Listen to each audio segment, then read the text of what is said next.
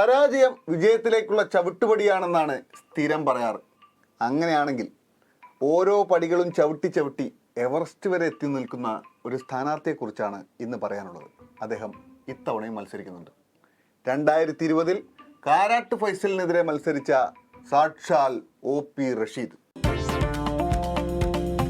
ഏത് ആ പൂജ വോട്ട് കിട്ടിയ OP റഷീദോ? അതെ, സംപൂജനായ ആ റഷീദ്ക്ക് തന്നെ. വരട്ടെ, റഷീദ്ക്ക് വരട്ടെ.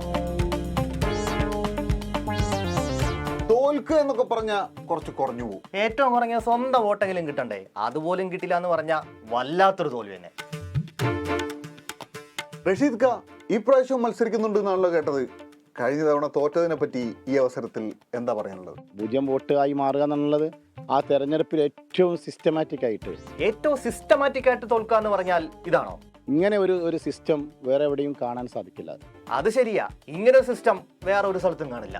ഞാൻ കുറച്ച് വോട്ടെങ്കിലും വാങ്ങിയിരുന്നെങ്കിൽ ഫൈസൽ പരാജയപ്പെടുമായിരുന്നു. ഒരു വോട്ട് പോലും കിട്ടാതിരിക്കാൻ പാർട്ടി സംവിധാനം എണ്ണയിട്ട യന്ത്രം പോലെ പ്രവർത്തിച്ചു. പക്ഷേ പുള്ളിയുടെ സിസ്റ്റമാറ്റിക്കായ പ്രവർത്തനത്തിന്റെ ഭാഗമായി വിജയിച്ച ഫൈസൽക്ക ഇത് പണ്ടേ പറഞ്ഞതാ. ഇത് കൊടുവള്ളിയാണ്, ഈ നാട്ടിലെ ജനങ്ങൾക്ക് എന്നെ അറിയാം. കളിക്കരുത്, ഇത് കൊടുവള്ളിയാണ്. അല്ല, CPM എന്തിനാ നിങ്ങളെ തള്ളി പറഞ്ഞത്? അല്ല, വെറുതെ ഒരു വിവാദം ഏറ്റെടുക്കേണ്ട ബാധ്യത ഒന്നും CPM ഇല്ലല്ലോ. അപ്പൊ ആരാണ് നിങ്ങൾക്ക് പിന്തുണ നൽകുക? അത് റിസൾട്ട് വരുന്ന സമയത്ത് നിങ്ങൾക്ക് ബോധ്യപ്പെടും. റിസൾട്ടും വന്നു, എല്ലാവർക്കും എല്ലാ കാര്യം ബോധ്യപ്പെടുകയും ചെയ്തു. എന്താ അത്? ഇടതുപക്ഷത്തിന്റെ റാലി. അതാരാ കാറി കയറിയിരിക്കുന്നത്? ആ മിനി കൂപ്പറിൽ കയറിയിരിക്കുന്ന ആളല്ലേ? അതന്നെ, നമ്മുടെ ഫൈസലിക്ക. മറ്റേ പുള്ളി എവിടെ പോയി? ആര്? സാക്ഷാൽ ഇടതുപക്ഷ സ്ഥാനാർത്ഥി. എന്തൊരു ഒത്തൊരുമയാണ് ഈ പാർട്ടിക്ക്. ഇങ്ങനെ ഒരു സിസ്റ്റം വേറെ എവിടെയും കാണാൻ സാധിക്കില്ല. ഒത്തൊരുമയുടെ മറ്റൊരു കഥ കൂടി പറഞ്ഞു തരാം. ഇത്തവണ പാലക്കാട് ഇതുപോലെ സ്നേഹത്തോടെ 2 CPMകാർ കൂടി മത്സരിക്കുന്നുണ്ട്. സ്നേഹം എന്നൊക്കെ പറഞ്ഞാൽ ഒടുക്കത്തെ സ്നേഹം. പക്ഷേ ഒരു പ്രശ്നമുണ്ട്. ആണ്ടാ? റിസൾട്ട് വന്നാൽ അതിലൊരാളെ ബാക്കിയുണ്ടാവും. മറ്റേ ആളെ തട്ടിക്കളയും. നിങ്ങൾ എന്നെ എന്താണ് ചെയ്യാൻ ഉദ്ദേശിക്കുന്നത്? പറഞ്ഞോ. തട്ടിക്കൂ. ഇത് CPM മുൻ ഏരിയ സെക്രട്ടറി VR രാമകൃഷ്ണൻ. പുള്ളിപ്പഴേ അഗളി പഞ്ചായത്തിലേക്ക് സ്വതന്ത്ര സ്ഥാനാർത്ഥിയെ മത്സരിക്കുക. പാർട്ടിക്കെതിരെ നിൽക്കുന്ന രാമകൃഷ്ണനെ പിന്തിരിപ്പിക്കുക എന്നതായിരുന്നു ലോക്കൽ സെക്രട്ടറിയുടെ ഉദ്ദേശം. പക്ഷേ ചെറുതായൊന്ന് പാളി. ഇത് ഏത് ഒടയതമ്പുരാം എന്ന് പറഞ്ഞാലും ശരി, എനിക്ക് വോട്ട് ചിലപ്പോൾ കിട്ടിയിട്ടില്ലെങ്കിൽ മാറില്ല.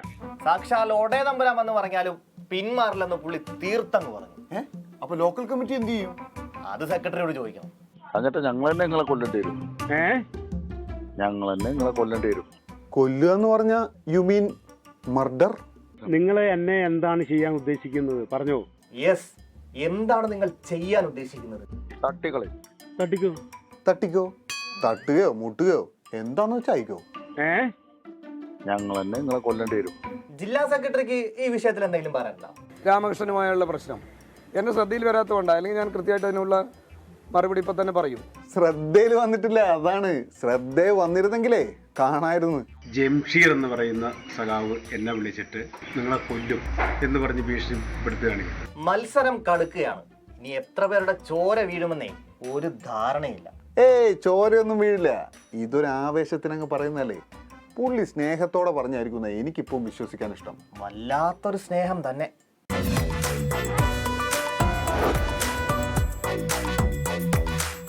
ലോകത്തെവിടെയായാലും ഏത് സമയത്തും 24 വാർത്തകളും ഓഗ്മെന്റഡ് റിയാലിറ്റി പാക്കേജുകളും എക്സ്പ്ലെയിനറുകളും വിശദമായി കാണാൻ ഞങ്ങളുടെ YouTube ചാനൽ നിങ്ങൾക്ക് സബ്സ്ക്രൈബ് ചെയ്യാം.